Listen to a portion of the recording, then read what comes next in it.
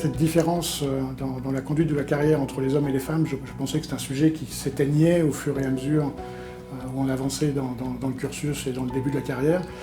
Et en fait, force est de constater que pas du tout. Je me suis dit qu'on pouvait peut-être réfléchir à quelque chose et créer des ponts entre femmes à l'hôpital et femmes dans l'industrie pour mutualiser, créer des synergies et donner à ces femmes qui travaillent à l'hôpital tous les jours et qui sont extrêmement engagées dans ce qu'elles font, les clés pour parvenir à briser le plafond de verre.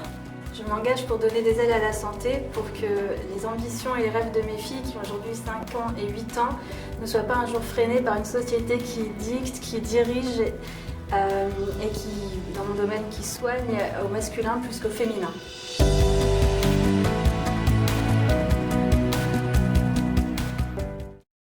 Bonjour à toutes, bonjour à tous et merci d'être avec nous en direct depuis chez vous ou depuis votre lieu de travail.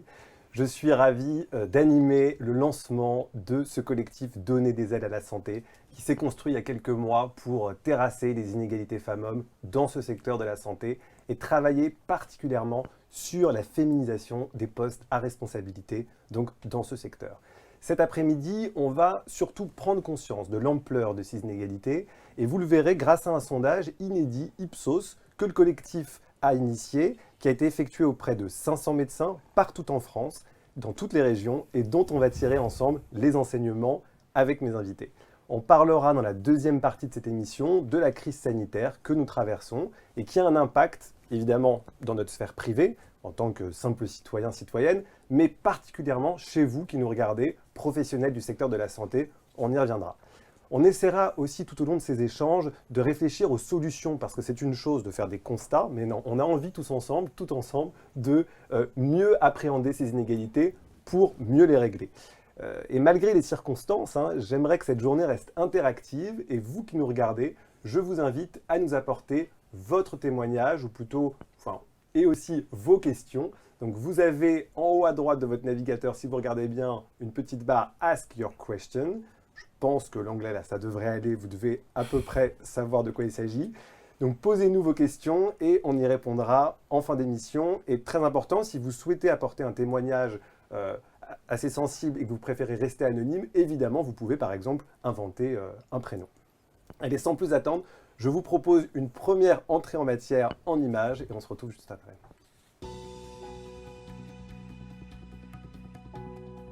L'égalité entre les femmes et les hommes, c'est ma passion, mon 24-24, 7 jours sur 7.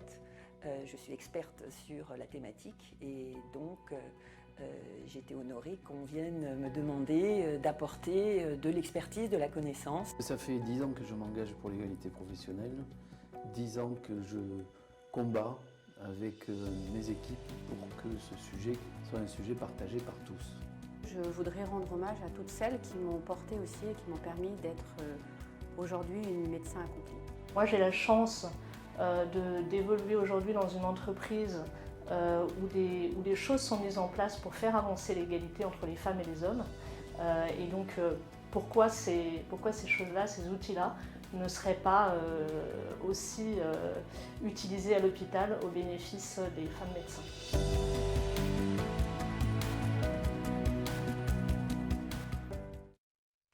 Alors, donnons des ailes, parlons-en plus en détail justement, et je suis ravi d'accueillir Géraldine Pignot. Bonjour Géraldine. Bonjour.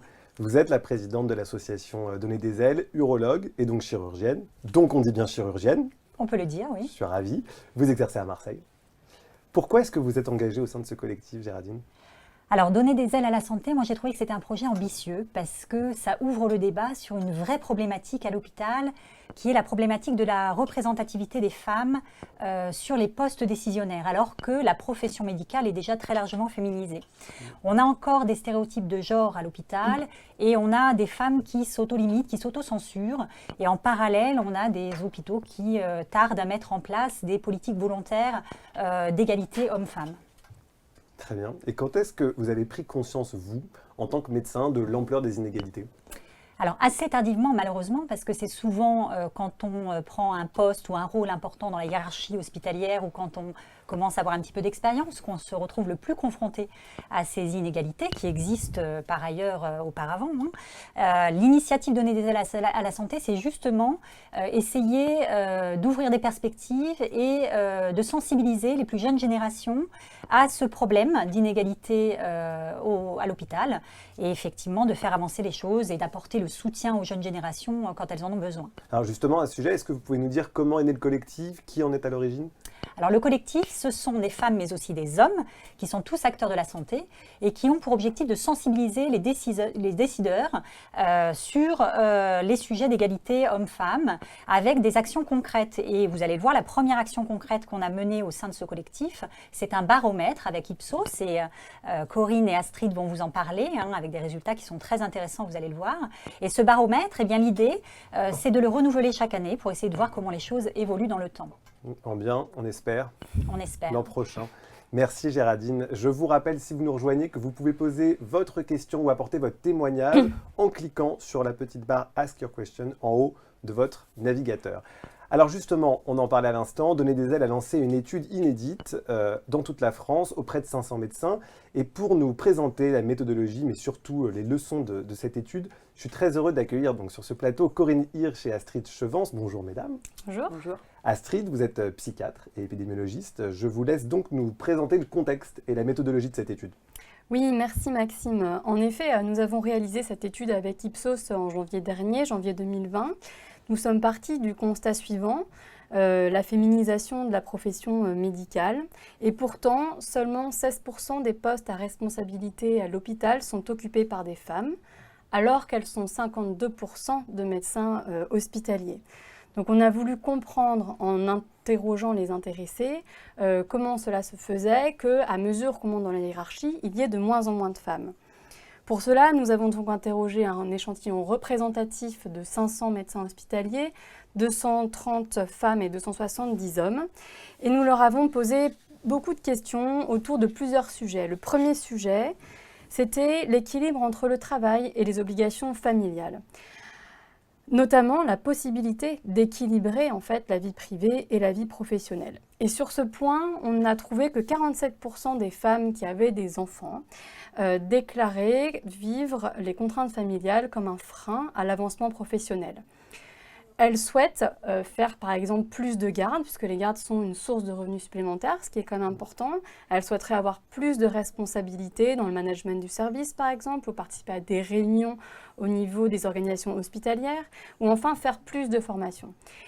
Les hommes, de leur côté, étaient que 34% à déclarer cette insatisfaction ou cette frustration relative du fait des contraintes familiales. Très bien. Bonjour Corinne Hirsch. Bonjour. Vous êtes experte de l'égalité femmes-hommes, cofondatrice du laboratoire de l'égalité. On va revenir maintenant avec vous sur les chiffres clés de cette étude qui concernent les discriminations. Les discriminations, c'est le cœur du sujet. Donc, quand on a posé la question aux femmes médecins, est-ce que vous avez été victime pendant vos études ou pendant votre carrière professionnelle de discrimination ?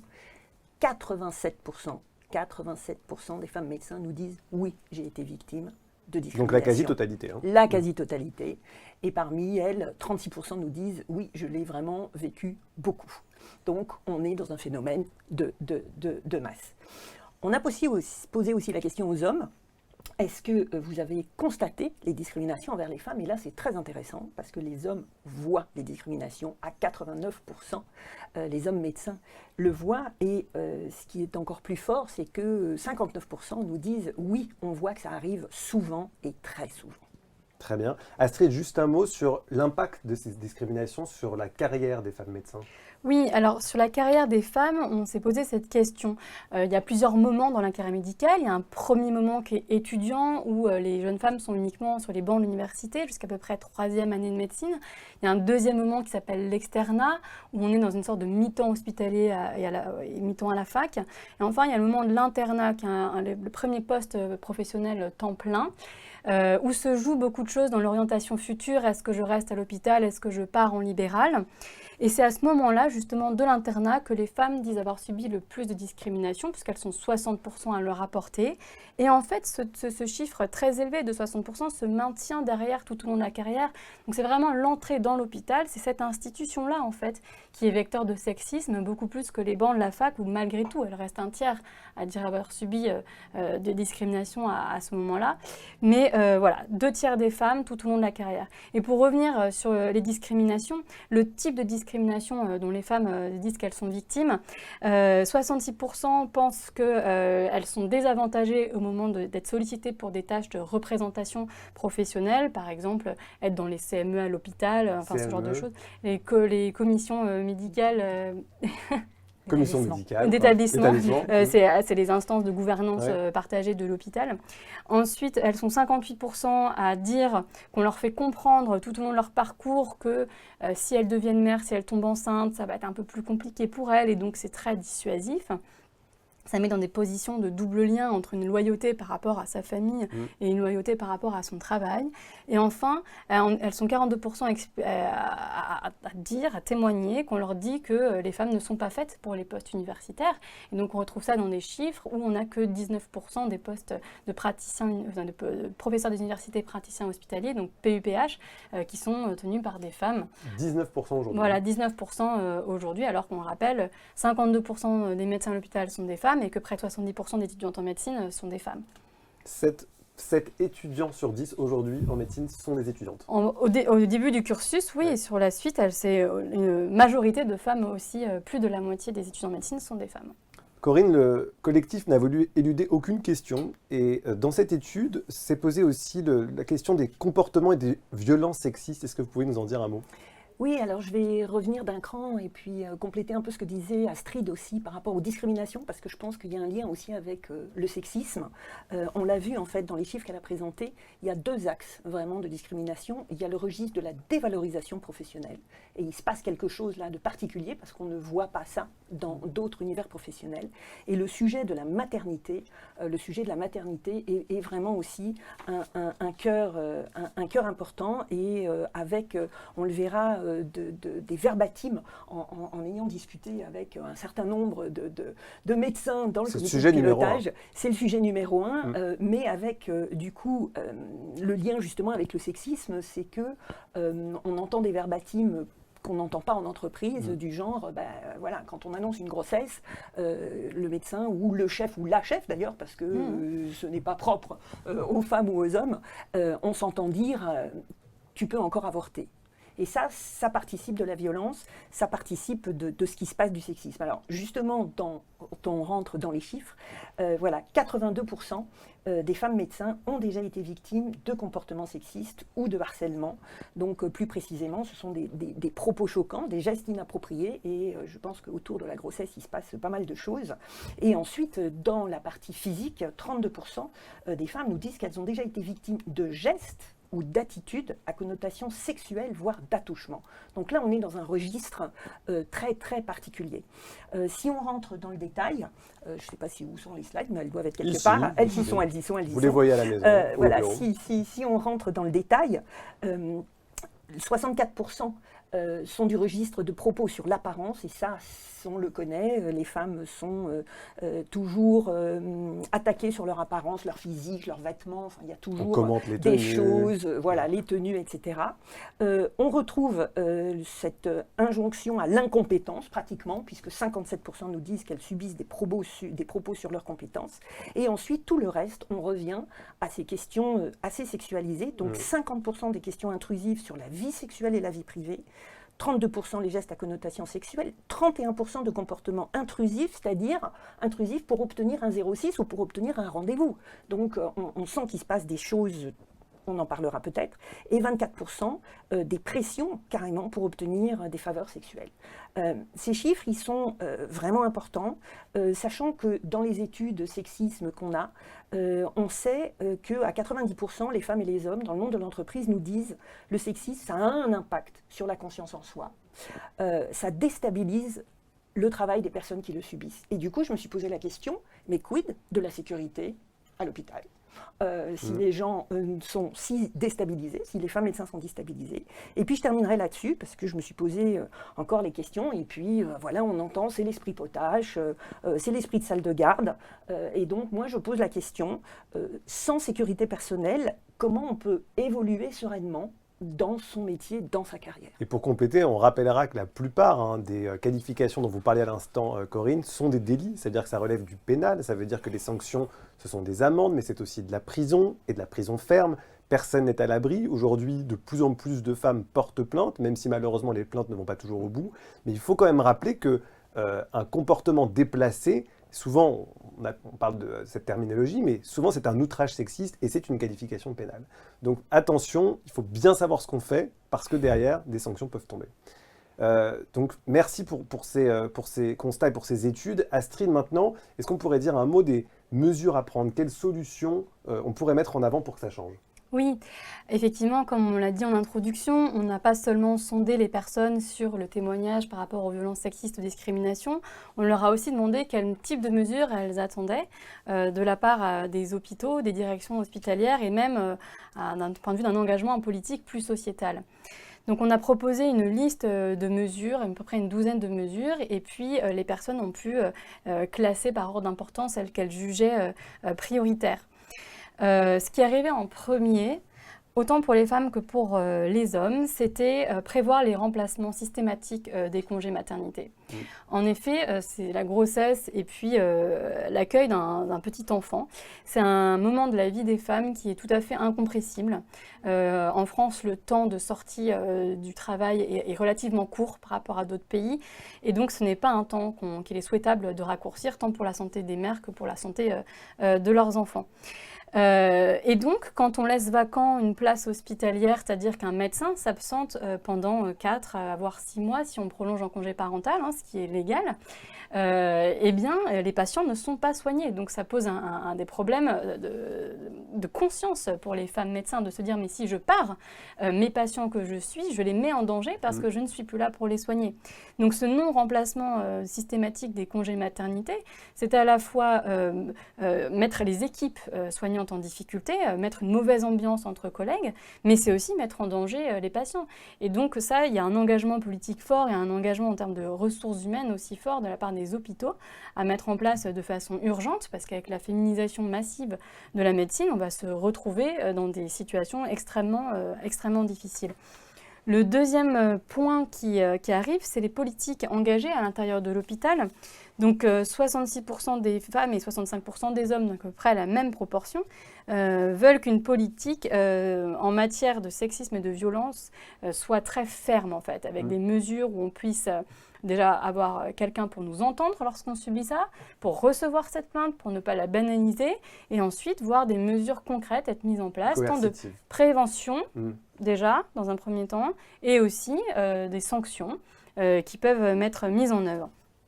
Enfin, on souhaite voir aussi des politiques plus transparentes en termes d'avancement des carrières, qui ne soient pas juste faites de façon discrétionnaire, ou quand une femme qui s'absente pour un congé maternité, lorsqu'elle revient, elle voit qu'un homme a été mis à sa place et elle se retrouve dans des tâches subalternes qui sont bien en deçà de ses compétences.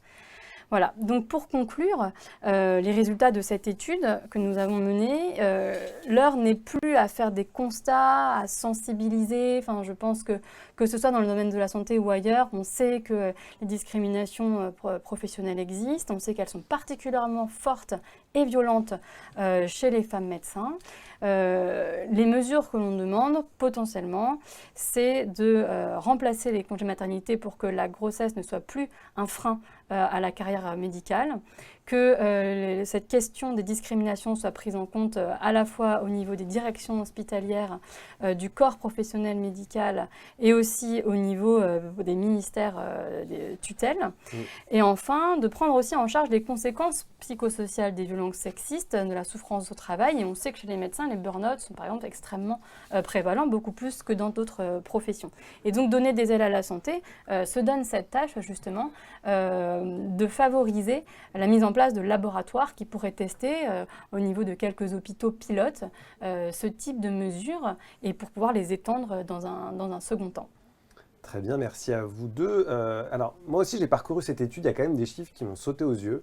Par exemple, j'ai vu que la quasi-moitié des femmes médecins interrogées parlent finalement de cette espèce de pression qu'on leur met. On leur dit « mais vous n'avez pas assez d'ambition dans votre carrière », comme si c'était de leur faute. Et moi, ce que j'aimerais savoir, c'est dans quelle mesure finalement la faute est celle du système dans son ensemble, mais dans quelle mesure aussi l'autocensure des femmes médecins n'existe pas. Est-ce que c'est un sujet tabou ou est-ce qu'on peut en parler ? Oui, bien sûr, c'est une question essentielle, c'est-à-dire que la question de ces mécanismes un peu de prophétie autoréalisatrice, où les femmes se disent que si elles se mettent dans une situation, par exemple, de tomber enceinte, ou si elles briguent des postes un peu élevés, à ce moment-là, elles vont s'exposer en tant que professionnelles, mais aussi en tant que personnes. Leur vie privée risque d'être étalée, elles risquent d'avoir des pressions, des gestes intrusifs, comme vous dites, tout cela qu'elles vont devoir passer à la casserole, plus ou moins. Et donc, voilà, il y a des faits objectifs qui contribuent aux femmes à se mettre des freins et à se dire non, je n'ai pas les épaules pour m'affronter à ce système parce que je risque d'en sortir abîmée. Et la question réelle, c'est simplement aussi celle de l'ambition. Qu'est-ce qu'une ambition féminine? C'est une question plus large en fait pour notre société. Parce que l'ambition masculine, c'est quelque chose qui paraît être une qualité virile en réalité, alors que chez les femmes, ça paraît être un affreux défaut d'arriviste. Alors qu'une femme peut tout à fait porter des projets ambitieux pour l'hôpital, pour son service, pour ses patients, pour le soin.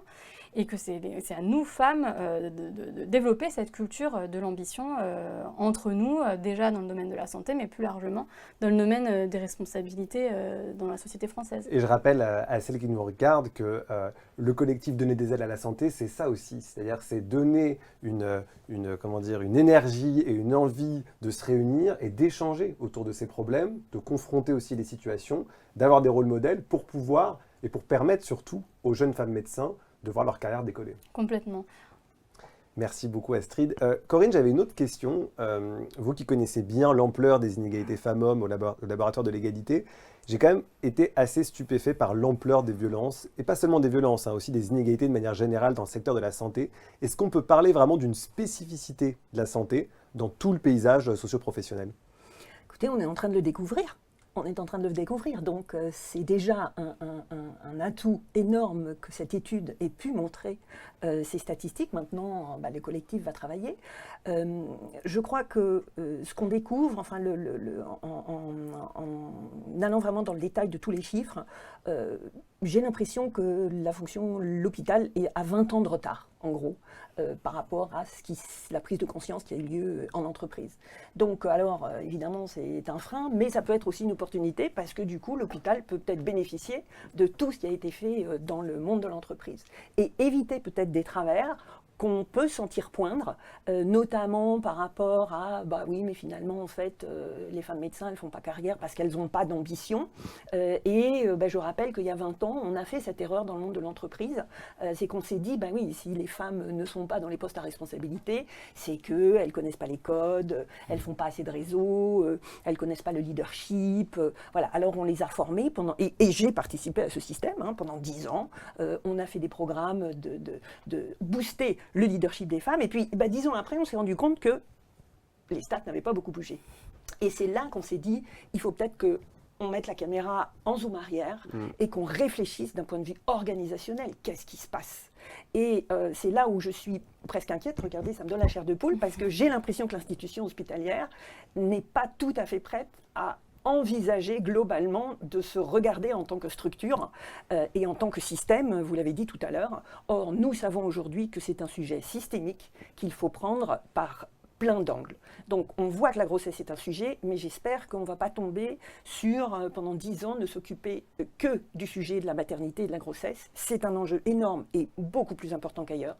Je dis le mot de violence, c'est un enjeu de culpabilisation, c'est un enjeu presque de chantage. J'ai entendu certaines dire, à qui on a demandé de signer des papiers. Ok, tu veux ce poste, tu signes que pendant X années, tu n'auras pas d'enfant, ce qui est d'abord c'est illégal, c'est violent. Enfin, voilà, il y a un côté inimaginable. Donc il faut régler ce problème de grossesse, mais il faut que l'institution hospitalière prenne le large pour réfléchir d'un point de vue organisation. Et désolé de parler un peu cash, mais est-ce qu'à un moment donné, il ne faut pas un peu plus assumer de l'ouvrir? Est-ce qu'il n'y a pas ce phénomène dans le secteur de la santé de je m'écrase, c'est très hiérarchique, les institutions sont très posées? Est-ce que finalement, les hommes et les femmes, et peut-être encore plus les femmes, ont peur de revendiquer leurs droits? Oui, en fait, je pense ça, c'est un vrai sujet. C'est-à-dire que historiquement, la profession médicale en France est constituée en corporation, où la confraternité, et non pas la consororité, est mise largement en avant et largement prioritaire par rapport à plein d'autres débats internes, et où il faut laver son linge sale en famille. Mais ceux qui tiennent le haut de la confrérie, eh ben, ce sont plutôt les hommes, en fait. Donc, pour arriver à ce que nos questions de femmes, en fait, puissent émerger comme un problème de la profession, c'est très compliqué, en fait. Et vraiment, je pense que déjà, arriver à s'engager dans donner des aides de la santé, c'est déjà une action forte, en fait, quand on est une femme médecin. Parce qu'on pourrait être vu, justement, comme quelqu'un d'un peu clivant dans la profession, de pas très confraternel, quoi. Donc rejoignez-nous, c'est ça aussi le message. On est justement, l'idée, c'est que la profession soit une profession autant féminine que masculine, et que chacun puisse s'y retrouver pour soigner les patients. Parce qu'au fond, on a tous envie de ça, c'est le soin à apporter aux autres. J'avais quand même envie, Astrid, de vous poser cette question parce que vous étiez sur les bancs de la fac il n'y a pas très longtemps. Moi, j'ai fait des études de droit et à chaque fois, on nous expliquait que la médecine, c'était l'opposé, nous, on était très sages. Vous, j'ai l'impression que dès la première année, c'est la foire au sexisme. Ça continue après dans les salles de garde. Il y a cette espèce un peu de légende autour du sexisme dès les premières années. Est-ce qu'il ne faut pas prendre le problème, du coup, beaucoup plus en amont dans la formation? Oui, alors effectivement, la vie carabine est toute une mythologie construite autour d'elle. Cela étant, ça a radicalement changé depuis 5-6 ans déjà. Donc, autant ma génération, il y avait encore cet esprit grande amphi, bazar en première année, et par la suite les tonus, etc. Autant là, ça s'est un peu assagi, surtout avec le Covid. Là, c'est franchement... compliqué. Le folklore est un peu éteint. Cela étant, même quand j'y étais, je dirais que du fait qu'on était beaucoup plus de filles, on détournait les traditions pour en renverser le sexisme. Donc je fais assez confiance aux nouvelles générations pour ne pas s'enferrer en fait dans des traditions qui étaient initialement masculines, viriles, voilà, mais pour arriver à les conserver, mais en faisant autre chose, où on peut renverser le stigma, c'est-à-dire qu'on peut faire des blagues sexuelles à des hommes autant qu'à des femmes dans cet univers de soirée médecine, etc., qui est particulier. À mon avis, la sensibilisation qu'on doit faire aux étudiants, c'est plus sur justement cette capacité à avoir de l'ambition, cette capacité au moment où on entre à l'hôpital, on doit rentrer dans des disciplines hospitalières assez importantes. C'est là en fait qu'il faut prévenir, pas tant sur les bancs de la fac en termes de contenu étudiant, quoi. Il y a autre chose qui m'a vraiment interpellé, c'est l'absence de remplacement des congés maternité. Dans les entreprises, dans la plupart des entreprises, quand même, on remplace une femme quand elle est en congé maternité. Pourquoi il y a cette spécificité dans le secteur de la santé? Ça paraît insensé, en fait. Je pense qu'en fait, on a un moment où la féminisation est massive, on la voyait arriver, mais on ne l'a pas suffisamment anticipée d'un point de vue de ce que ça voulait dire au niveau des ressources humaines, etc. Ce moment, en fait, il se télescope, ce moment de la féminisation se télescope aussi à un mode de changement des gouvernances des hôpitaux, où pendant longtemps, les hôpitaux étaient gouvernés par les médecins, pour les médecins, etc. Et maintenant, ce sont des gens qui ne sont pas de la profession médicale qui administrent les hôpitaux. Donc il y a cette espèce de décalage, en fait, entre les besoins des professionnels et l'administration de l'hôpital. Avec, et on peut le voir parfois, des tensions au sein de la gouvernance d'hôpital entre les médecins et puis l'administration. Donc il y a ce premier problème qui touche la médecine de façon globale. Ensuite, le problème de remplacement des congés maternité, c'est qu'il faut vraiment qu'on soit très créatif là-dessus. Parce que faire venir un médecin intérimaire pendant 3-4 mois, c'est pas non plus anodin. Il n'y a pas forcément des poules de médecins volants qui sont prêts à se déployer. Donc il y a une vraie créativité à mettre en place, il y a de vraies solutions à inventer, et je pense, comme je le redis, il y a des laboratoires à faire dans certains hôpitaux pour tester des solutions et voir lesquelles sont les plus efficientes et les plus satisfaisantes pour tout le monde. Mais ça demande un peu de courage et une politique volontariste. Merci à vous deux pour cette présentation. Je vois que vous êtes très nombreuses et nombreux à nous écrire sur le bouton Ask Your Question en haut à droite de votre navigateur. Continuez à nous écrire ou à apporter votre témoignage. On y répondra tout à l'heure, donc restez avec nous. Je vous propose maintenant d'attaquer la deuxième partie de cette émission. On va parler ensemble de la crise sanitaire que nous traversons, toutes et tous des enseignements à en tirer. Alors cette crise vous la vivez, vous qui nous regardez à double titre, déjà en tant que citoyenne, mais aussi en tant que professionnel du secteur de la santé, parce que rien ne s'est arrêté pour vous, bien au contraire, et malheureusement, ça risque de continuer. Et pour nous en parler, crise sanitaire oblige justement, nous sommes à distance, puisque le plateau ne pouvait pas accueillir tout le monde pour respecter les barrières, les gestes barrières, bien qu'il y en ait des barrières ici. Nous accueillons grâce à notre réalisatrice Laure, deux experts du sujet. Est-ce qu'elles nous entendent? Brigitte Grésy et Emmanuel Quiles, est-ce que vous êtes avec nous, mesdames? Absolument. Oui, bonjour. Bonjour à vous deux. Brigitte Grésy, je rappelle que vous êtes la présidente du Haut Conseil à l'égalité entre les femmes et les hommes. Et Emmanuel, vous êtes donc présidente du laboratoire Janssen. Emmanuel, Brigitte, c'est à vous. Emmanuel, je crois que vous avez des questions à poser à Brigitte. Oui, tout à fait. Bonjour à toutes et à tous. J'adore l'enthousiasme qu'il vient d'y avoir dans l'échange auquel on vient d'assister. Et je suis ravie que Brigitte Grésy soit avec nous aujourd'hui. C'est vraiment un grand plaisir de l'avoir à nos côtés. Plutôt que d'expliquer ce qu'elle fait, peut-être je vais vous demander, Brigitte, directement de resituer votre mission, expliquer ce que est le Haut Conseil à l'égalité entre les femmes et les hommes, et puis nous dire comment ce Haut Conseil peut, selon vous, contribuer à changer les mentalités, puisque c'est vraiment ce dont on parle. Bien, alors le Haut Conseil à l'égalité, c'est à peu près 50 membres, 50 à 60 membres, des élus, des associations, des personnalités qualifiées, et on a trois rôles. On est des lanceurs d'alerte, c'est-à-dire on voit qu'une loi va sortir et que les femmes ne sont pas prises en compte, l'étude d'impact n'a pas été faite, donc on fait une vigilance égalité, on saisit les pouvoirs publics, les élus, etc. On a un rôle d'évaluation. On évalue des politiques publiques, par exemple celle des violences, les plans stratégiques internationaux du ministère des Affaires étrangères. Et on a surtout un rôle d'aiguillon, c'est-à-dire qu'on fait des rapports pour essayer d'innover sur des politiques publiques qui sont en gestation, ou qui sont, et donc tout ce qu'a évoqué cette magnifique enquête, et je salue le travail qui a été fait et les résultats, eh bien, ça appartient, ce sont des éléments de l'approche systémique de l'égalité, puisque l'égalité fait système, on tire une petite ficelle d'un côté et on arrive à tirer un autre bout de l'autre côté. Voilà. D'accord, c'est très clair. Vous avez finalement une vue hélicoptère sur pas mal de sujets qui concernent les hommes et les femmes. Donc moi, je vais nous faire rentrer un petit peu plus dans la période qu'on est en train de traverser. Et avant d'en reparler, je voulais en quelques mots résumer la raison pour laquelle notre laboratoire s'est engagé en fait sur ce sujet d'égalité. J'ai souvent la question, de façon globale, je dirais que Janssen est un laboratoire qui est très intéressé à la base sur le sujet de la diversité et de l'inclusion, et plus particulièrement sur celui de la mixité. Alors, les raisons en sont multiples. D'abord, on peut dire que nous sommes des professionnels qui sommes au contact de médecins régulièrement dans le cadre de notre métier. On a fait le constat qu'on pouvait leur apporter notre soutien parce que probablement, nous, on a la chance d'être accompagnés dans un certain nombre de nos activités où on veut nous développer, que ce soit des activités de mentoring, de formation, de coaching, d'accompagnement, pour assurer nos mobilités et nos promotions dans l'entreprise. Donc ça, c'est quelque chose qu'on connaît bien en tant que salarié d'une entreprise. Et puis, nous, ce qu'on constate en face, finalement, ce sont des femmes médecins qui souvent sont seules. Donc là, on vient d'entendre plusieurs femmes qui travaillent dans un cadre hospitalier qui ont beaucoup de dynamisme, mais on imagine la difficulté que ça peut être pour elles de trouver des ressources. Et puis, c'est des ressources techniques, intellectuelles, du support moral.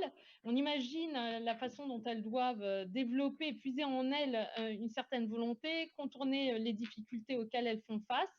Et à partir du moment où elles veulent essayer de gravir un certain nombre d'échelons à responsabilité au sein de l'hôpital.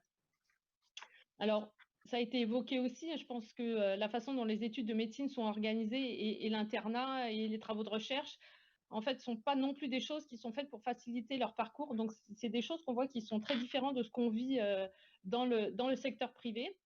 Donc, quand on a fait ce constat, on s'est dit qu'on avait envie un peu de tester l'appétence d'une région sur cette thématique, et on l'a testé dans la région Rhône-Alpes.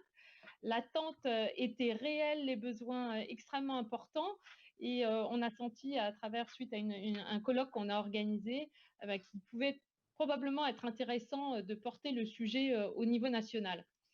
Voilà, donc ceci étant dit, je vais refermer la parenthèse parce qu'on a souvent la question de pourquoi un laboratoire comme Janssen s'engage voilà, auprès des professionnels de santé et voilà ma réponse. Mais j'aimerais, Brigitte, qu'on revienne en fait sur la période qu'on vient de traverser et notamment sur ce qu'on a constaté des femmes qui étaient en première ligne, de façon. Oui, parce qu'il y a eu beaucoup de métaphores lors du confinement et ensuite de la pandémie sur les femmes premières de cordée, première ligne, etc. Moi, ce que je trouve qui a été absolument impressionnant lors de ce confinement et de la pandémie actuelle, c'est qu'on est sans arrêt dans des paradoxes incroyables, des ambivalences, qui fait que, par exemple, les femmes, pendant cette période, sont ce qu'on peut appeler providentielles. C'est pas l'État qui a été un État-providence quasiment. Il l'a été un peu après, mais ce sont les femmes qui ont été providentielles. Donc, on va pas revenir sur les chiffres, mais des chiffres un peu moins connus, c'est que 90% des caissières dans les magasins d'alimentation, ce sont des femmes. Près de 70% du personnel d'entretien, ce sont des femmes. Et puis évidemment, 90% des soins de longue durée, ce sont des femmes. Donc, on a la survie du pays, ça a été les femmes. Les femmes sont providentielles. Et pourtant, elles sont le métier des professionnels de santé et plus largement les métiers du care et du cure, enfin à la fois le soin et le prendre soin des autres, la santé et le soin, il y a 3 caractéristiques que je voudrais développer très vite. C'est d'abord qu'ils sont sous-valorisés, ils sont sous-responsabilisés et ils sont invisibilisés.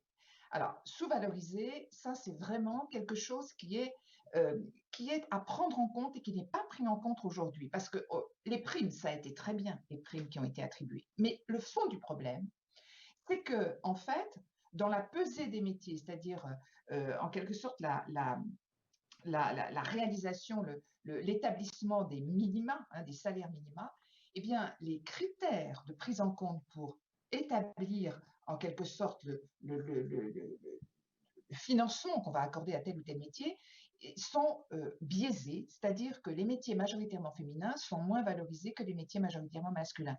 Je prends un exemple.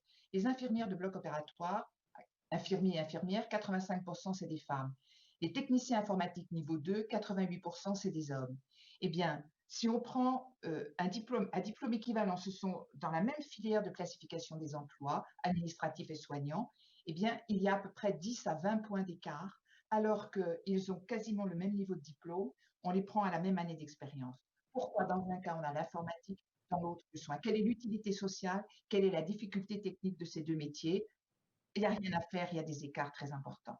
Et ça, c'est vraiment le cœur de cette sous-valorisation, je crois qu'il faut vraiment mettre en place, de même que par exemple le port de charge. Euh, je crois qu'on entend notre animateur. Le port de charge, un sac de ciment, eh bien, c'est valorisé. Le port d'une personne âgée dépendante, dont on sait à quel point ça fait des maux dans le corps, eh bien, est sous-valorisé. Ça, c'est le premier point. Le deuxième point, et ça vous l'avez évoqué, c'est que les femmes sont évincées majoritairement des postes à responsabilité. Et ce qui est très amusant, si je puis dire, c'est qu'en fait, la fonction publique hospitalière est la très bonne élève des 3 fonctions publiques. On ne le sait pas. C'est-à-dire que les plans égalité sont boostés dans la fonction publique hospitalière de façon incroyable. C'est la seule fonction publique qui aujourd'hui respecte la loi Sauvadet, qui consiste à dire qu'il faut au moins 40% de femmes dans les postes de direction du personnel encadrant de la fonction publique hospitalière. C'est la seule fonction publique. Mais comment ils font? Eh bien, on a 80% des directrices de soins qui sont des femmes, mais on n'a que 39% des directeurs et directrices générales d'hôpitaux. C'est-à-dire qu'en fait, globalement, la fonction hospitalière suit les quotas, mais si on regarde dans le détail, on voit bien qu'on a encore une segmentation par effet de mur de verre, segmentation par métier. Donc, c'est comme ça que se font les choses, et quand on n'a pas de quotas spécifiquement centrés, ça ne marche pas. Et aujourd'hui, quand même, on a des chiffres qui sont très durs, puisqu'on a simplement 30% de femmes qui sont présidentes des commissions médicales d'établissement, 19% des doyennes de faculté de médecine, 38% des directrices d'ARS. Enfin, il n'y a aucune raison qu'il y ait si peu de personnes. Et donc, moi, pour ma part, je pense que la loi Sauvadet, qui ne traite que des postes de direction, devrait sans doute être élargie à d'autres domaines de gouvernance. Et puis, elles sont invisibilisées, ça vous l'avez dit très bien, hein, le CSA a montré que durant la période de crise sanitaire, il y avait pourtant 20% de femmes contre 80% d'hommes. Et ça, c'est le grand scandale qui est que les femmes visibles sur le devant de la scène étaient invisibles dans les médias. Oui, c'est assez incroyable. Et si on regarde de façon un petit peu plus précise aussi pour ce qui concerne par exemple les articles scientifiques, qui est une des activités d'un certain nombre de médecins à l'hôpital, on voit que le nombre d'articles scientifiques qui ont été proposés par des femmes pour des publications a chuté de moitié en fait depuis le début du confinement, alors que celui des hommes a augmenté pendant la même période. Donc c'est absolument extraordinaire. Donc finalement, cette crise du Covid, ça a été un révélateur d'un certain nombre de fragilités de la société, hein, sinon un accélérateur. Donc, on a parlé de ces femmes médecins qui étaient en première ligne, mais pas visibles, probablement pas considérées expertes, peu invitées dans les médias. On ne sait pas si elles ne répondaient pas à la demande ou si elles n'étaient pas appelées tout simplement. Mais on a vu aussi le rôle que les femmes jouaient dans le confinement auprès de leurs familles, des enfants, la charge mentale qui était accentuée. On a vu une accélération des violences domestiques, hein, ce qui est un sujet très grave, qui est assez peu abordé, à part par toutes petites personnes qui savent de quoi il s'agit. Et puis, vous l'avez évoqué, le rôle des femmes en charge de soins en première ligne dans les hôpitaux, tout ce qu'on appelle le care. Et vous, Brigitte, en fait, quel regard vous portez en tant que présidente du HCE sur ce confinement? Quel constat vous avez pu effectuer sur ces différents aspects?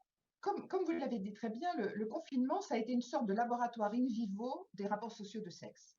C'est-à-dire que ça a montré toutes les inégalités et ça les a renforcées pour une bonne part.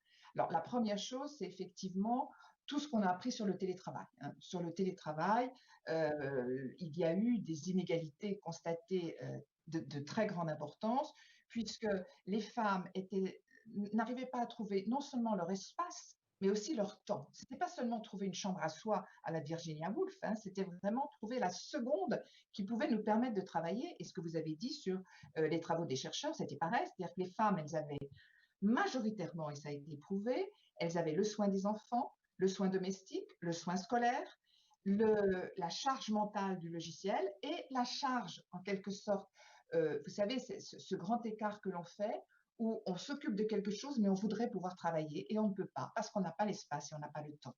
Et donc, le télétravail, tel qu'il a été pratiqué pendant le confinement, a exacerbé les inégalités. Et il y a un risque aujourd'hui pour la suite d'une très grande menace sur la porosité des tâches entre sphère publique et sphère privée, avec une réinternalisation par les femmes de toute une série de tâches qu'elles externalisaient quand elles allaient au travail tous les matins. Donc ça, c'est un grand sujet. Mais moi, ce qui m'inquiète le plus, c'est deux choses. C'est d'une part que, en termes d'accès à la santé, on a vu des régressions. Régression sur l'avortement, en Pologne, aux États-Unis, mais même en France, puisqu'on a été obligé d'augmenter de 2 semaines le délai de l'IVG médicamenteuse.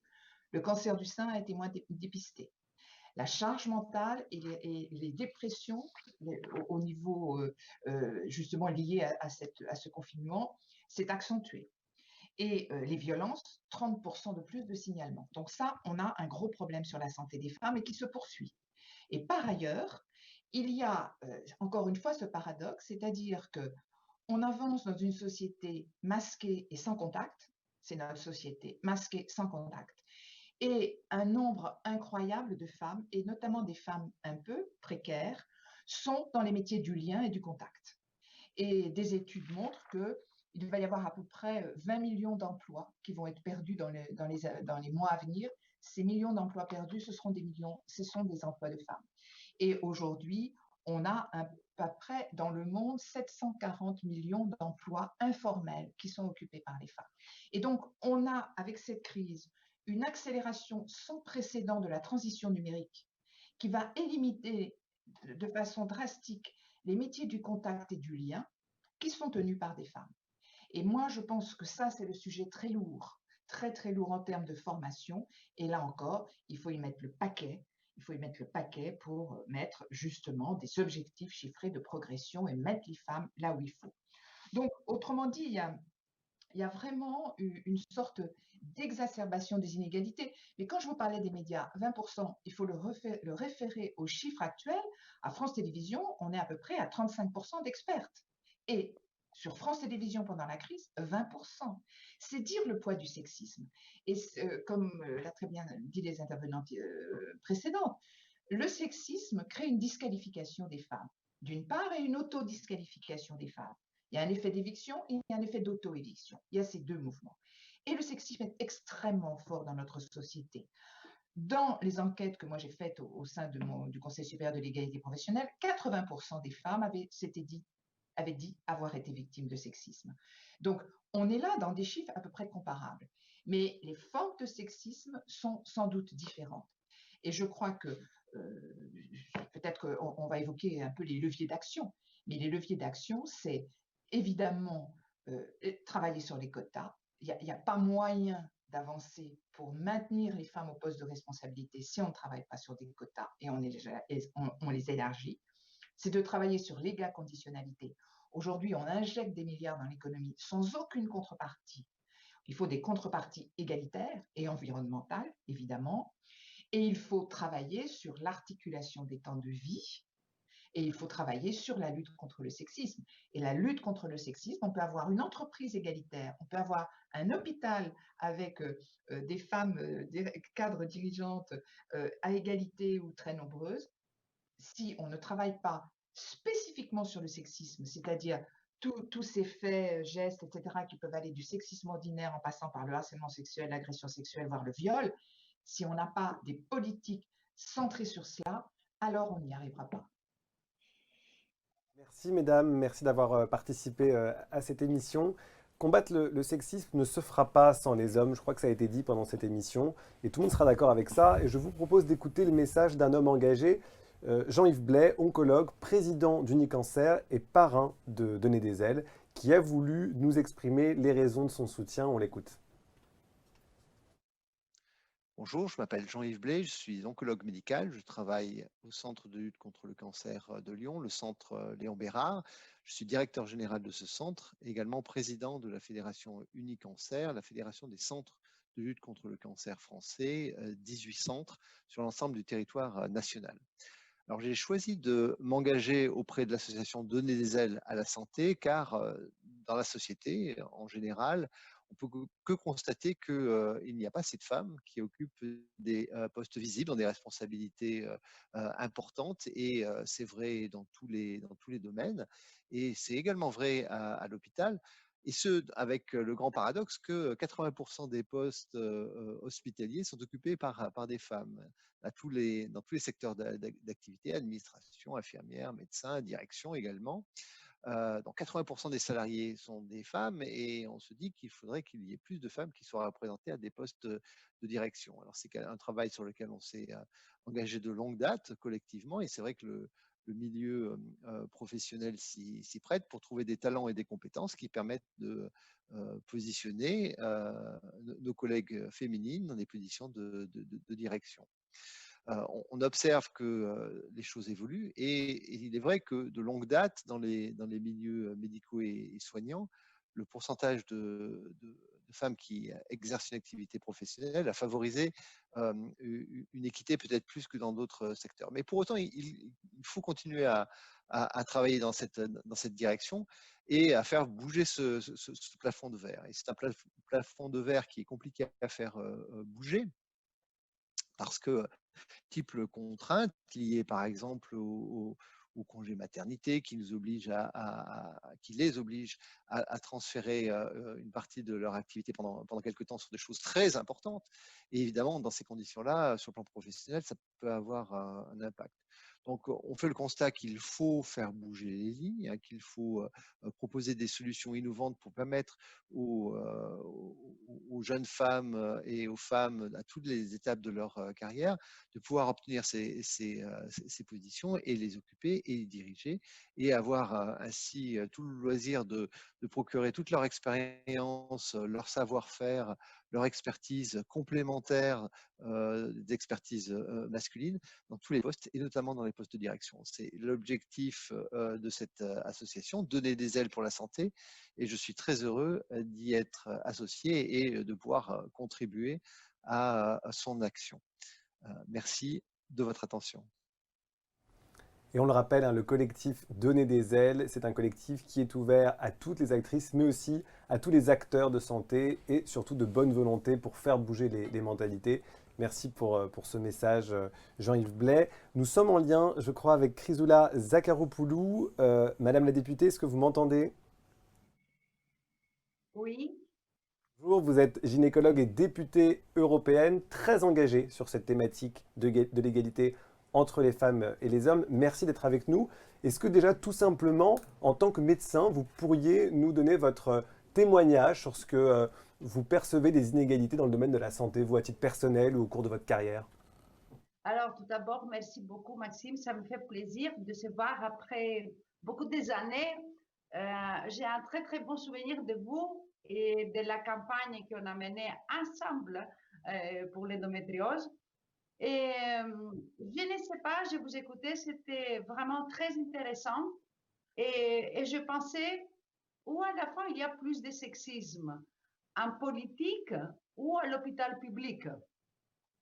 Et c'est une belle question que je me pose parce que avec toutes les discussions, avec un article qui a été publié au journal Le Monde, des vieux souvenirs sont sortis à la superficie. Je me souviens que mon chef de service m'avait demandé si je voulais avoir des enfants, si j'avais dans les programmes. On m'avait demandé aussi est-ce que je suis sûre que je vais m'occuper de la chirurgie de l'endométriose, car c'est une chirurgie lourde et c'est une chirurgie plutôt des hommes, faite par des hommes. Alors, je sais comment c'était difficile et je sais aussi que je me suis battue pour montrer que nous sommes tous égaux.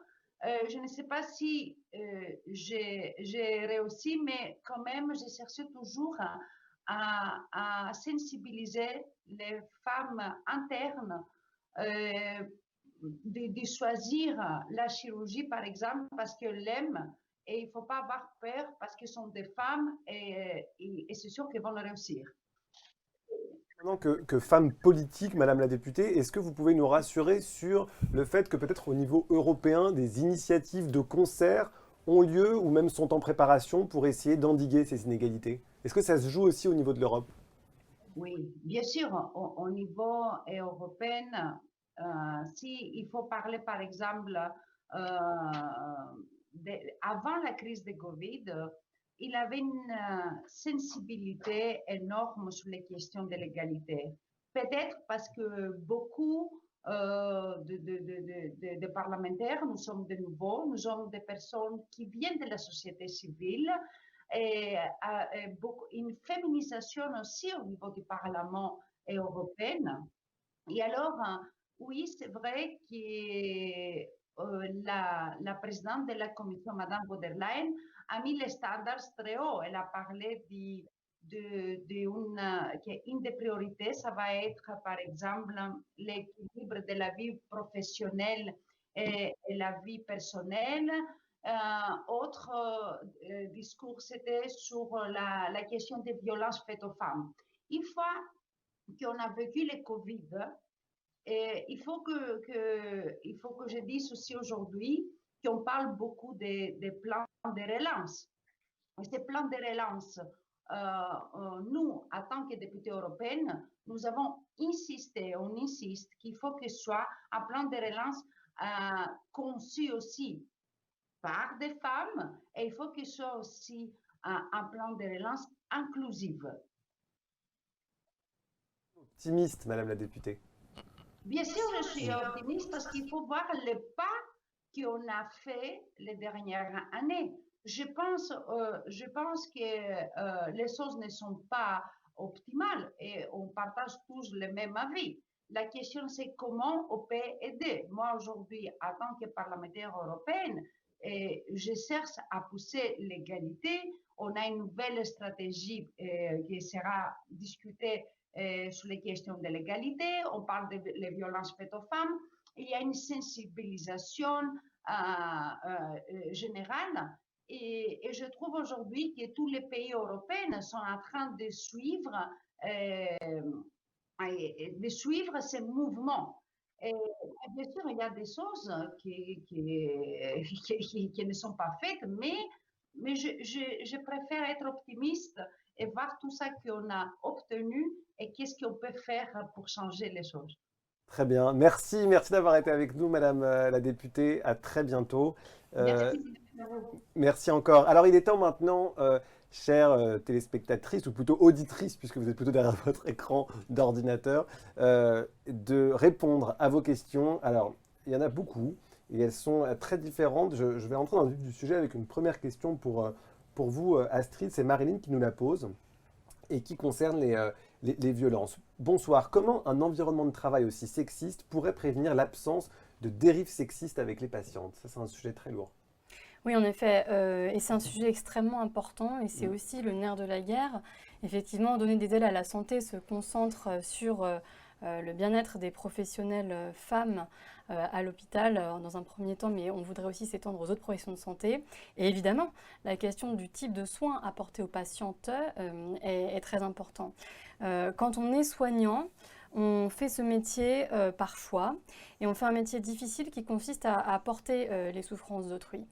Lorsque soi-même on est dépassé par des souffrances psychiques, des violences physiques que l'on subit sur son lieu de travail, évidemment on est moins disponible pour porter la souffrance de l'autre. Et ça, je peux le dire aussi en tant que psychiatre, quand j'ai dû subir des humiliations, des vexations, des discriminations, je n'étais pas capable de retourner face à mes patients qui portent une souffrance psychique insondable et pour lequel il faut soi-même avoir fait un peu le vide en soi pour pouvoir prendre ça sur soi. Donc à partir du moment où les hommes médecins se sentent autorisés à violenter leurs collègues femmes, il n'y a pas de raison pour lesquelles ils ne se sentiraient pas autorisés à violenter les patientes. Et à partir du moment où les femmes médecins sont dans de mauvaises conditions pour exercer leur profession, alors il n'y a pas de bonne raison non plus pour qu'elles puissent apporter un soin de qualité. Et donc dans ce système-là, tout le monde est perdant. Les conséquences psychosociales sur les femmes médecins amènent à des conséquences psychosociales sur les patientes. Donc effectivement, c'est systémique. Et si on fait cette démarche de donner aides à la santé, c'est pas seulement pour favoriser la carrière, l'égalité en soi, c'est pour améliorer le soin des patients et des patientes. Merci Astrid. On a une question aussi très intéressante de Stéphanie qui nous demande s'il n'est pas nécessaire de déployer des formations d'affirmation, on en a parlé tout à l'heure, au-delà des femmes dirigeantes, donc uniquement des femmes médecins et des cadres, mais aussi auprès des infirmières, des soignantes, du personnel administratif. Donner des ailes, c'est bien une initiative, Géraldine, pour tout le monde. Tout à fait. Donner des ailes à la santé, au départ, c'est une initiative avec un collectif qui s'est créé avec des acteurs de la santé, mais très divers. On a des directeurs d'hôpitaux, on a des doyens de fac qui sont avec nous au sein du COPIL. On s'intéresse à toutes les professions de santé en général pour effectivement avoir une vision un peu globale des choses. Alors c'est vrai que sur cette enquête Ipsos, on a d'abord parlé des médecins hospitaliers parce que ça nous semblait être un nœud important à aborder en premier. Mais l'idée, c'est bien sûr d'élargir aux personnes du privé et aux professions paramédicales si elles se sentent également concernées, parce que je pense que c'est une thématique qui concerne effectivement le système dans son ensemble. Une autre question, merci beaucoup à Géraldine, d'Émilie. Alors cette question, c'est vrai que dans le secteur coréen, vous allez voir de quoi je veux parler, on nous la pose tout le temps.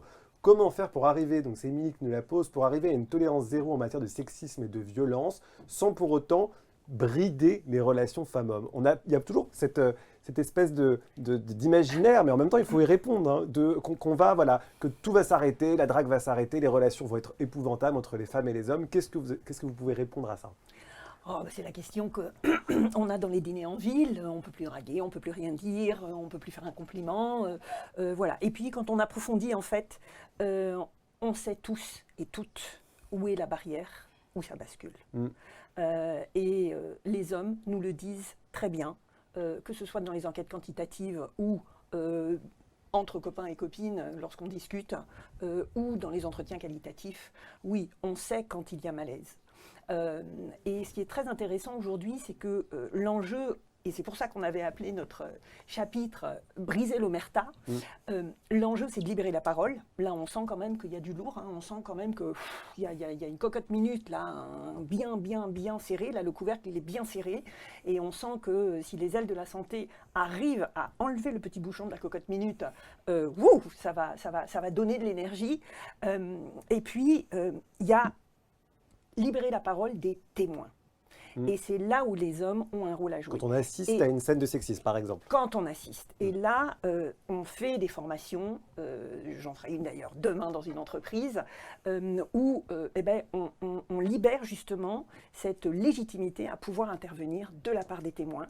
Et c'est là que le levier est le plus fort. Et je garde encore 2 minutes parce que les jeunes gens, les jeunes hommes en entreprise nous disent « mais enfin, on n'est plus obligé, nous non plus, lorsque j'interviens dans des milieux informatiques, nous aussi, on n'est plus obligé, depuis que vous êtes intervenus, de faire des blagues de cul parce qu'on en a ras-le-bol et ça ne nous intéresse pas. » Donc tout le monde est gagnant et c'est ça qui est merveilleux sur ce sujet de l'égalité entre les femmes et les hommes, c'est qu'on fait avancer l'égalité par les femmes et par les hommes et pour les hommes et pour les femmes ensemble. Brigitte Grégy, vous êtes toujours avec nous. Je rappelle que vous présidez le Haut Conseil à l'égalité entre les femmes et les hommes. On a une question de Régine sur la plateforme qui concerne la mobilisation. Il est compliqué ce terme. Est-ce que c'est pas finalement, on en parlait tout à l'heure, difficile de se mobiliser? Et qu'est-ce que ça veut dire concrètement? Alors on peut être au sein d'un collectif, mais individuellement, se mobiliser pour l'égalité dans son environnement professionnel, ça prend quelle forme?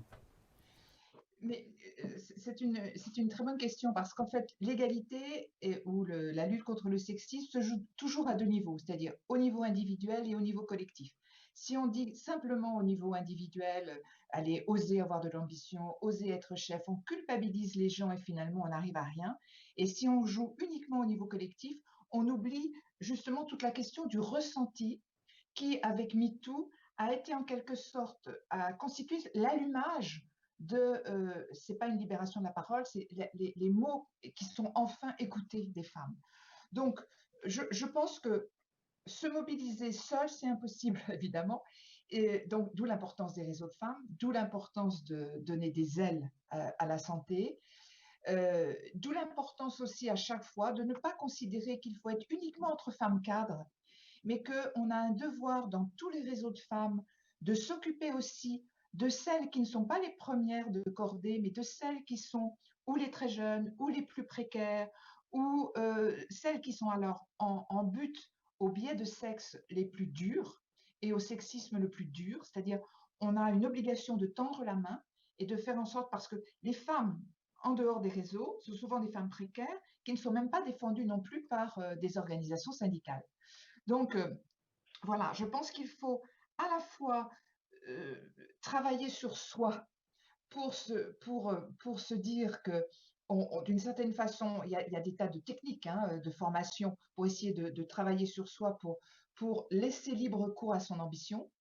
Mais en même temps, on n'est rien si on n'adhère pas et si on ne s'adosse pas à un collectif et si on ne s'adosse pas à une politique publique en exigeant au sein de son entreprise un plan pour l'égalité, des indicateurs sur les écarts de rémunération qui frisent les sangs, la note 100, etc. C'est-à-dire qu'on doit avoir une exigence à l'égard de ces employeurs pour qu'ils fassent une politique contre l'égalité d'une part, contre le sexisme de l'autre, et soi-même, on doit se mettre en mouvement via les réseaux, mais aussi via un travail sur soi pour, en quelque sorte, se dire que la parole que je peux exprimer dans une réunion, eh bien, elle vaut la peine. Vous savez, moi-même, je ne suis pas dans ce milieu-là. Je peux vous dire que dans des réunions où il y avait des enjeux de pouvoir hallucinants, j'étais morte de peur.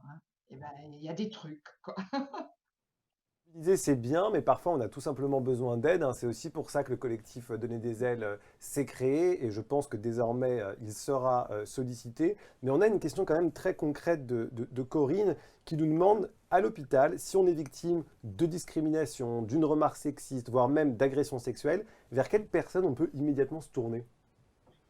C'est pas facile ça. Est-ce qu'il y a un interlocuteur dans la structure qui est là pour ça ou pas? Alors, pour l'instant, en France, il n'y a pas d'interlocuteur dédié à ça. J'ai pu aller un peu à l'université d'Oxford, aussi à des hôpitaux universitaires, etc., où il y a des référents en binôme homme-femme sur les discriminations sexistes, par exemple. Et où, en fait, le numéro est largement répandu, notamment dans les toilettes des femmes. Il est affiché à côté des lavabos et même à l'intérieur des toilettes, parce que on sait que ce sont souvent dans les toilettes qu'on se réfugie pour pleurer, pour souffler, pour laisser libre cours à son émotion. Donc c'est dans ces endroits-là que sont mis, en fait, les ressources, ça paraît totalement trivial, mais ce sont des choses qui marchent. Et donc, il y a ces comités qui sont des lieux où les femmes peuvent venir expliquer de quoi elles ont été victimes. Et après, il ne s'agit pas seulement de parler pour parler, ça je peux le dire aussi en tant que psychiatre, parler c'est bien, mais il faut surtout agir derrière pour que les choses changent. Et donc, il y a des mesures qui sont prévues. Et on pourrait demander, dans les hôpitaux en France, qu'il y ait justement ça qui soit prévu, donc des personnes ressources pour prendre en compte ces plaintes-là. Oui, Corinne? Oui, alors moi je tombe de ma chaise parce que dans le monde de l'entreprise, on a des lois, c'est obligatoire. Le référent égalité. Il y a des référents égalité, il y a des référents pour qu'on puisse alerter justement contre les agissements sexistes, contre le harcèlement sexiste et sexuel. C'est obligatoire par la loi. Il y a des lignes d'appel qui sont mises en place, il y a des déontologues. Donc peut-être on peut demander à Brigitte comment ça se fait est-ce que ce n'est pas obligatoire pour la fonction publique? Dans l'administration publique, Brigitte, il y a des règles différentes du privé. Dans la fonction publique d'État, il y a aussi tout un système qui doit être mis en place de prise en compte des violences sexistes et sexuelles, et avec des cellules d'écoute et des précisions et des définitions qu'il faut donner très très concrètement de toutes les manifestations du sexisme, avec des sanctions à la clé. Question de Sandrine qui est très intéressante parce que moi je ne l'avais pas relevée dans l'étude. Sandrine nous dit comment expliquer que les discriminations dans l'étude Ipsos qu'on a commentée tout à l'heure soient davantage relevées par les hommes que par les femmes. En fait, oui, c'est pas tout à fait le cas. En fait, on n'a pas demandé aux femmes est-ce que vous voyez des discriminations, elle nous dit est-ce que vous êtes victime de discrimination. Donc là, c'est 87% des femmes qui disent qu'elles sont victimes. Les hommes, on n'a pas posé la même question. On a dit est-ce que vous êtes témoin de discrimination. Donc c'est pas exactement la même question, donc les chiffres sont pas tout à fait strictement comparables. Par contre, l'interprétation de ça, c'est-à-dire que la plupart des femmes, enfin presque 9 sur 10, sont victimes de discrimination, et que les hommes sont témoins de ça, c'est-à-dire qu'il y a 9 hommes sur 10 qui ont déjà vu des discriminations, des violences sexistes autour d'eux. Voilà. Alors, à propos des hommes, justement, Marilyn nous fait remarquer, Corinne Hirsch, que les médecins qui sont témoins des atteintes sexistes et des discriminations, là où elles travaillent, ne réagissent pas. Comment vous expliquez ça et quelle est la part de responsabilité, justement, de ceux qui se taisent? Il y a 2 niveaux de responsabilité. Il y a un niveau de responsabilité en entreprise en tant que manager. En tant que manager, on est là quand même pour accompagner ses équipes. Donc on est là aussi pour protéger ses équipes. On a, dans sa responsabilité managériale, ça fait partie du taf. Et puis après, il y a ce qui se passe en tant que témoin, et c'est ce dont je parlais tout à l'heure. C'est cette omerta qui fait que c'est difficile de prendre la parole. Et du coup, on revient finalement à l'engagement de la direction, donc de la volonté en fait politique et stratégique, parce que lorsqu'on entend qu'il n'y a pas de ligne de déontologie, etc., que Brigitte Grésy dit mais c'est prévu par la loi et que ce n'est pas appliqué dans la fonction hospitalière, c'est qu'il y a quand même des ou pas, ou peu, ou pas assez, ou pas partout. Voilà, c'est là qu'on voit qu'il y a des soucis. Et donc, on sait d'une politique égalité qui fonctionne, le premier critère, c'est l'engagement de la direction générale. C'est la condition nécessaire, elle n'est pas suffisante, mais c'est la condition nécessaire. D'où probablement, pour donner des ailes à la santé, une piste à faire particulièrement, à agir auprès de cette cible. Astrid ? Oui, je voulais juste réagir sur ce point-là. En fait, je pense que beaucoup de personnes sont totalement démunies quand elles assistent à ce type de violence, à des propos déplacés, etc. Et que souvent, quand on est démuni, on est dans une phase de sidération. Donc on se demande est-ce qu'on vient bien de voir ce qu'on a vu, et on cherche aussi des atermoiements pour la personne, pour l'agresseur. En fait, on se dit mais peut-être que j'ai mal compris, peut-être que c'était une blague, etc. On peut sortir un rire gêné, et en fait les gens manquent de caisse à outils de comment faire quand je suis témoin de ça, et qu'est-ce que je peux faire, qu'est-ce que je peux déployer dans ces situations où mon cerveau est débranché parce que je suis sidérée, qu'est-ce que je peux opposer à l'agresseur, et comment je peux me rapprocher de la personne qui en est victime pour lui manifester mon empathie, mon soutien, réhumaniser la relation, etc. Donc je pense qu'en fait, comme Corinne le dit, des formations sur comment réagir en cas de sexisme, ce sont des choses qui seraient très très très précieuses. Une petite phrase pour dire cette blague n'est pas drôle, ou alors est-ce que tu peux la laisser tranquille, elle t'a dit non. Ce seraient des choses qui pourraient renverser les situations et éviter qu'elles s'enveniment. Et d'ailleurs, rappelons qu'il n'y a souvent pas de blague en fait, c'est-à-dire une tentative de drague lourde, ça n'existe pas. On parle souvent de drague lourde, mais la drague lourde, en fait, c'est du harcèlement sexuel, il faut quand même le rappeler. Quand quelqu'un dit non, c'est non, et si on réitère, on passe par la case harcèlement sexuel, et là, ça relève du pénal. Brigitte Grésy, vous êtes toujours avec nous. On connaît votre position sur les quotas, vous l'avez rappelé tout à l'heure. On a une question sur la plateforme d'un médecin qui nous parle des mesures qui pourraient être mises en place pour limiter les inégalités, notamment au poste à responsabilité. Alors, est-ce que des quotas à l'hôpital, ce serait possible, par exemple? Oui, je voulais juste dire avant que l'employeur a quand même un devoir de prévention, hein, et que dans les hôpitaux, ça joue aussi également. Donc, je crois que le système est en place, mais il est insuffisamment connu. Et le deuxième point, c'est qu'il ne faut pas minimiser la force du déni face au sexisme. C'est-à-dire que dénoncer le sexisme est parfois le coût de la dénonciation est parfois plus lourd que le coût de l'acceptation. Et il ne faut pas non plus faire peser sur les femmes une culpabilité supplémentaire en leur disant « mais comment tu ne dénonces pas ?» Et c'est pour ça que je pense qu'il faut là que des structures collectives viennent les aider à trouver leur place dans cette lutte contre le sexisme, parce que c'est quelque chose de très délicat. On ne répond pas à un acte sexiste à son supérieur hiérarchique comme on peut le faire à un collègue. Voyez, donc c'est tout un jeu. Et puis surtout, les femmes n'ont pas envie de perdre leur place. Donc c'est très très délicat, c'est une négociation, et c'est pour ça qu'il faut des formations, il faut aider pour connaître le droit, pour connaître les pratiques, et pour ensuite pouvoir se situer. Alors pour les quotas,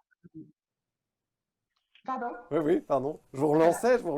Pour les quotas, moi je pense que pour l'instant il y en a, hein, il y en a à l'hôpital des quotas. C'est sûr, hein, c'est suite à la loi Sauvadet, on doit obligatoirement avoir 40% du sexe sous-représenté dans les fonctions, les emplois fonctionnels et les fonctions de direction pour les premières nominations, dans le flux de premières nominations. Moi, je pense qu'il faudrait élargir au stock, hein, c'est-à-dire regarder aussi ce qui se passe au niveau du stock. Et puis, il n'est pas exclu qu'il faille regarder aussi dans un certain nombre de structures de gouvernance de l'hôpital si on ne peut pas davantage instaurer d'abord dans un premier temps des objectifs de progression et puis aller vers des quotas. Alors les quotas, encore une fois, c'est une définition dont il ne faut, enfin, qui doit être claire, hein. Les quotas, c'est simplement, ça n'est pas privilégier systématiquement une femme, quelle qu'elle soit. C'est donner la place à compétences égales au sexe sous-représenté. Donc c'est ça qui est important. Le quota, c'est l'anti-cooptation. À l'hôpital, on était dans un monde beaucoup de cooptation. Mais vous savez, la cooptation, la logique, la mafia, ça existe partout. Dans les entreprises, il y a des logiques de mafia d'énarques ou de polytechniciens. À l'hôpital, c'est des mafias de ce qu'on appelait les mandarins. Donc la cooptation, elle existe partout. Les quotas et les objectifs chiffrés, c'est des outils qui luttent contre la cooptation en mettant des critères clairs, précis et temporaires. Parce que la parité, dans certains cas, elle jouera aussi pour les hommes à un certain niveau. Donc, je crois qu'il ne faut pas du tout avoir peur des quotas. Ça implique d'établir des critères clairs et ça implique ensuite de créer, d'aider les femmes et les sexes représentés à se positionner à bon niveau dans les viviers.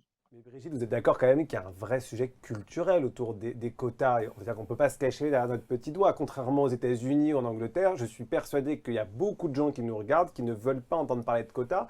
Quand on vous écoute, ça a l'air limpide. Mais comment vous expliquez qu'il y a autant de gens qui refusent en bloc encore cette politique de quotas? De moins en moins. Franchement, de moins en moins. Moi, quand on a lancé vraiment la thématique des quotas avec Marie-Josée Zimmermann en 2009, c'est-à-dire ça fait quand même plus de 11 ans, même les femmes disaient « je ne veux pas être une femme quota ».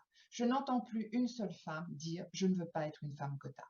Le sentiment d'être une femme quota, ça tient 5 minutes et ensuite c'est la compétence qui prévaut et ça marche. Alors, pas chez les femmes, chez les hommes.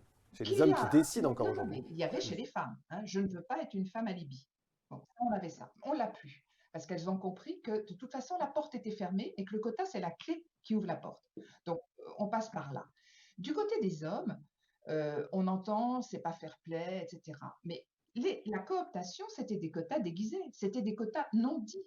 Donc, la logique de quota, elle fonctionne partout, partout. Et encore une fois, là, on met des règles claires. Et moi, je n'ai aucun souci à dire que puisqu'il y a du sexisme, c'est-à-dire qu'il y a, en quelque sorte, des critères de sélection non dits, biaisés par de la discrimination sexiste, puisque les critères de sélection sont biaisés, on établit d'autres types de critères de sélection. Et comme ça a été dit un peu plus tôt, on peut débiaiser toutes les procédures de promotion, les procédures d'analyse des dossiers de recrutement, un certain nombre de logiciels de tri de CV qui sont extrêmement sexistes, les tests de personnalité qui sont extrêmement sexistes. Donc, on a vraiment à mettre sur la table toute une série de choses pour pouvoir ensuite dire, maintenant, on peut travailler à égalité. Et je crois que c'est le mot quota, peut-être. On n'a qu'à mettre objectif chiffré. Et puis, ça passe très bien. Qui disent on n'est pas féministe, mais on est égalitariste. On les accepte aussi, ceux-là, ceux qui n'aiment pas le mot féministe. Moi, je l'adore, hein, mais il y a beaucoup d'hommes qui disent moi, je pense comme les féministes, mais je préfère dire égalitariste. Ça, c'est l'éternel débat de la sémantique. Mais ce qu'il y a de formidable avec la langue française et avec la langue en général, c'est qu'un mot qui est estimé comme étant un peu répulsif ou urticant devient tout à fait aimable au bout de certains temps. Des gens qui disaient « Oh là là, écrivaine », ne mettez pas écrivain au féminin, j'entends veine, ils n'entendaient pas vin dans écrivain. Et voilà, donc tout ça, c'est l'usage, c'est l'usage.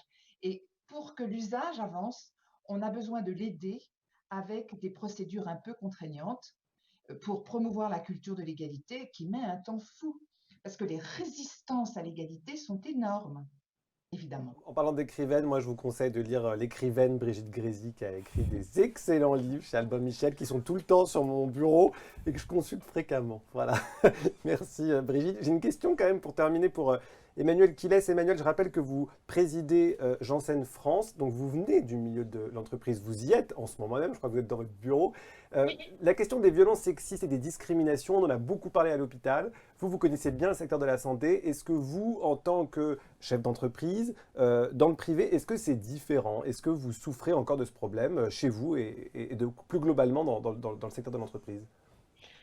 Alors, chaque entreprise, je pense, met en œuvre un certain nombre de méthodes pour essayer de bannir tout ce qui ressemble au sexisme dans l'entreprise de façon plus ou moins efficace et avec un engagement variable des dirigeants. Donc, moi, je reviens toujours sur le fait que pour qu'une action soit efficace, comme quand on parle de performance dans une entreprise, c'est le grand patron qui en parle. Et quand on veut parler de lutte contre le sexisme ou un certain nombre d'inégalités, il faut aussi que ce soit le grand patron qui en parle. Donc, c'est le cas dans mon entreprise et c'est ce qui fait notre grande fierté. Donc, c'est eux qui mènent le combat, qui s'engagent publiquement et puis après qui mettent en place un certain nombre d'actions. On a tout un panel d'actions pour essayer d'éviter les biais et le sexisme. Donc, je peux notamment parler d'une formation sur les biais inconscients et qui a été déroulée au sein de toute l'entreprise. 120 000 personnes, je ne sais pas si vous imaginez ce que c'est, 120 000 personnes, formation obligatoire en ligne. Donc, on a une industrie qui est très réglementée, vous le savez peut-être, l'industrie pharmaceutique. Donc, on a l'habitude de faire des formations en ligne. Mais quand vous avez une formation qui arrive là, c'est un signe, c'est un message que vous envoie l'entreprise en disant que c'est important. Et après, en tant que dirigeant, on est nombreux à pouvoir porter les propos de l'importance de cette égalité entre femmes et surtout de répéter qu'il y a absolument tolérance zéro. Et je peux vous dire que je l'applique, mes équipes le savent. On ne fait pas de blagues qu'on considère totalement déplacées. Et surtout quand vous avez ce niveau en interne d'acceptation et de partage de valeurs, en fait, vous avez une sorte d'autorégulation. Et j'ai assisté, je peux dire, dans mon comité de direction à des blagues où on a un peu plus de femmes sur des hommes qui ont été immédiatement stoppées par ma directrice des ressources humaines qui n'accepte pas les biais dans un sens comme dans l'autre. Je peux vous parler donc de formation, je peux vous parler aussi d'une chose qu'on a faite qui essaye de changer le regard en fait, de la société sur la maternité, c'est qu'on a étendu le congé paternité à 8 semaines. Et ce congé paternité, il est pareil sur les 120 000 personnes à travers tous les pays du globe et de la planète. Donc c'est aussi, ça permet aussi de changer cette vision du rôle de la femme au sein de l'entreprise, dans toute son activité. Qui vient d'être allongé pour tous les hommes, pour tous les futurs pères, on le rappelle, par le gouvernement, même si on attend la mise en application. Mais c'est une réforme importante. Corinne Hirsch, je l'ai rappelé tout à l'heure, vous avez cofondé le laboratoire de l'égalité. Le laboratoire est très connu pour faire des campagnes choc. Moi, je me rappelle de campagnes très très fortes, par exemple, dans le métro. Est-ce que l'hôpital pourrait gagner en accélération pour vaincre les inégalités femmes-hommes en lançant comme ça une grande campagne? Il y est peu habitué, l'hôpital, à ce genre de... C'est un des leviers essentiels, on a parlé, c'est faire bouger, faire rentrer la culture de l'égalité dans l'hôpital. Donc Emmanuel en a parlé, ça rentre dans les entreprises. Pourquoi est-ce que ça ne rentrerait pas à l'hôpital? Donc on est bien conscient, on l'a mis en exergue dans l'étude, il y a du sexisme plus fort qu'en entreprise, avec des spécificités, on en a parlé. La très bonne nouvelle, le levier, c'est que les hommes en parlent, les hommes le voient. Les hommes le voient beaucoup plus que dans l'entreprise et osent, dans une enquête, le dire. Donc, il y a un levier. Il doit se passer quelque chose. Donc, allez, moi, j'ai quand même envie d'être optimiste parce que c'est vrai qu'on a un peu plombé l'ambiance avec nos statistiques sur le sexisme et il ne faut pas la nier, cette violence. Elle est remarquable au sens des chiffres et au sens des douleurs. On sent que ça éveille. Mais il y a un socle sur lequel la volonté de donner des ailes à la santé va pouvoir bâtir quelque chose de solide. Géraldine et Astrid, là j'ai un cas vraiment très concret qui me vient en tête parce qu'il m'a déjà été rapporté, on va mettre les pieds dans le plat, un cas vraiment de discrimination flagrante que vit par exemple une interne dans son service de la part d'un chef, d'un supérieur hiérarchique. Et elle me l'a déjà confié, elle va se taire parce qu'elle a peur que ça jette un frein sur sa carrière, que ça la bloque. Si demain cette personne s'adressait à vous et vous racontait cette histoire, qu'est-ce que vous lui diriez ? Alors c'est difficile parce que c'est vrai qu'elle a pas tort. Il va y avoir, si elle parle, des choses qui vont se mettre en place pour freiner sa carrière. Donc elle sait bien qu'à l'échelon individuel, elle ne peut rien faire. Et c'est pour ça qu'on a des collectifs comme Donner des ailes à la santé qui vont pouvoir peut-être utiliser des leviers à l'échelon un petit peu plus collectif au niveau de son hôpital et peut-être faire jouer des choses qui vont l'aider. Sans que directement elle se retrouve en opposition avec son chef de service, si c'est son chef de service. Donc si je vous écoute, plutôt solliciter l'extérieur, solliciter de l'aide, ne pas rester seul avec ça, c'est ça. Ouais. Astrid, vous confirmez ça? Oui, je confirme tout à fait. En effet, ce qu'on peut faire à Donner des ailes à la santé, c'est déjà écouter cette personne, comprendre sa demande, voilà. Et puis on peut parfois, quand des cas sont beaucoup trop toxiques et que l'environnement est trop néfaste, il faut juste exfiltrer les personnes et il y a des environnements, il y a des écosystèmes en fait qui sont beaucoup plus favorables à l'égalité où c'est possible de construire quelque chose et puis il y a des écosystèmes où ils sont beaucoup trop loin en fait de pouvoir réaliser une ambiance suffisamment bonne pour les femmes et donc il faut pas vouloir non plus se battre contre des combats perdus d'avance et donc il faut savoir se mettre dans des endroits où on sera aussi entendu, écouté, respecté, valorisé pour nos compétences et pas juste rabaisser, humilier et résumer à son sexe, quoi. Merci à vous trois. Restez avec nous, Géraldine, on a encore besoin de vous pour le mot de la fin. Merci à vous à la maison ou au bureau d'avoir posé vos questions. Si jamais on n'a pas pu y répondre, vous pouvez continuer à poser vos questions, ou plutôt on répondra déjà à celles qui ont été posées sur les réseaux sociaux de Donner des ailes. Voilà, merci à vous pour votre éclairage. On va se quitter sur une note d'espoir, donc en évoquant les prochaines étapes de Donner des ailes et les actions à venir. Et j'accueille à nouveau Géraldine, notre présidente, pour parler de ça, et Catherine Ozimour, médecin consultante. Asseyez-vous, Catherine. Prenez place. Vous êtes également présidente de Sirius Customizer et vous avez beaucoup œuvré à la réussite, à la préparation du lancement de Donner des ailes, donc on vous en remercie. Catherine, on a vu le constat qu'a fait Donner des ailes cet après-midi sur la situation est confirmé par tout le monde, que ce soit des experts comme Corinne, comme Brigitte, qui connaissent bien le sujet au-delà de la sphère médicale, ou par les médecins qui sont autour de cette table, mais aussi par les nombreux témoignages qu'on a reçus. Concrètement, quelles vont être les prochaines actions du collectif ? Alors, Donner des ailes, c'est vraiment la volonté de mettre en place des actions et des pilotes. Et le premier que l'on veut mettre en place, c'est pouvoir effectivement répondre, on l'a vu dans le baromètre, à cette demande des hommes et des femmes d'avoir une politique au niveau des hôpitaux qui soit plus volontariste au niveau de l'égalité. Et donc, on a la chance, à l'intérieur de notre collectif, d'avoir effectivement Philippe Banyuls qui, à Thuir, à porter justement une charte d'égalité. Et Philippe aujourd'hui est directeur de l'hôpital de Béziers. Et c'est vrai qu'à partir de ce projet, nous voulons porter une charte qui pourrait justement œuvrer en faveur de l'égalité, de la lutte contre le sexisme, de manœuvres, d'action pour la maternité, et puis aussi la transparence des carrières. Et cette charte, on voudrait la porter et la développer avec les fédérations hospitalières, et elle serait ensuite, chaque structure hospitalière pourrait effectivement la prendre en charge pour pouvoir la développer au niveau de son hôpital. Ça, c'est la première mesure qu'on voudrait mettre en place pour l'année prochaine. La deuxième, c'est aussi porter et supporter un autre point qui a été évoqué, qui était la visibilité des femmes, la visibilité médiatique. Et c'est vrai que là aussi, on va s'appuyer, on a à l'intérieur de notre collectif 2 personnes qui ont fait un très beau travail justement sur ce point-là, qui sont à la fois Coraline Ingray et Wissam Elhaj. Et on sait qu'effectivement, la prise de parole des femmes au niveau des congrès n'est pas effectivement paritaire. Donc l'objet, ce sera l'année prochaine aussi de porter une charte avec les parties prenantes, que ce soit les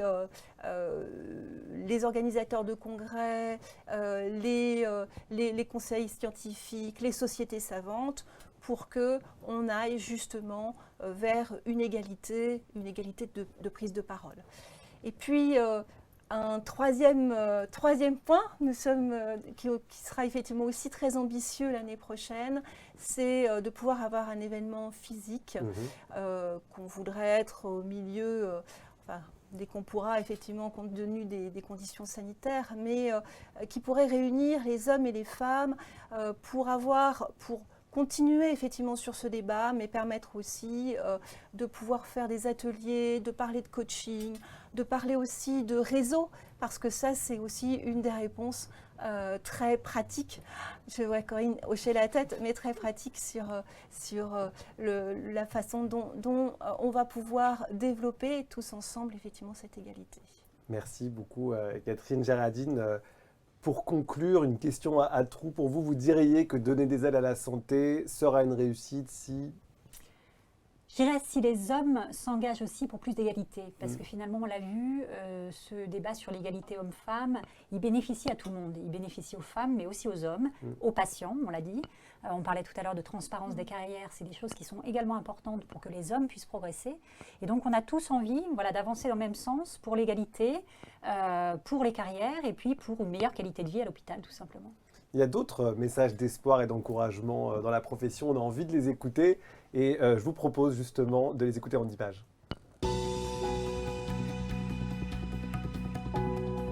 Si on arrive à convaincre tout le monde qu'il est important que l'égalité soit obtenue, aussi bien pour les femmes que pour les hommes. Si les professionnels de santé, médecins, prennent conscience qu'il y a un véritable sujet. Ça, c'est vraiment le premier point, puisque les femmes seules n'arriveront pas, je pense, à faire changer les choses, sinon elles y seraient déjà arrivées depuis longtemps. Ça sera réussi avec aussi une forte prise de conscience de l'importance de se mettre en mouvement pour résoudre les inégalités et pour que femmes et hommes en milieu hospitalier aient les mêmes chances de développement de carrière, mais surtout aient la même qualité de vie au travail. Donner des ailes à la santé, pour moi, sera réussi si on prend des engagements ensemble pour transformer la situation, pour que le baromètre que l'on fera l'année suivante sur la situation des femmes à l'hôpital change. Si parmi l'Assemblée, il y a un certain nombre d'hommes qui se sentent concernés par ce sujet, qui se sentent impliqués, qu'ils aient eux aussi envie de le porter. Donner des ailes à la santé sera un succès quand un médecin femme pourra rentrer dans une chambre d'hôpital sans que le patient pense systématiquement que c'est une infirmière. Donner des ailes à la santé sera réussi si on embarque un maximum d'hommes avec nous. Donner des ailes à la santé ne se fera pas sans eux. Si un jour on considère que les femmes et la place des femmes à l'hôpital, dans les universités est une normalité et non pas une spécificité.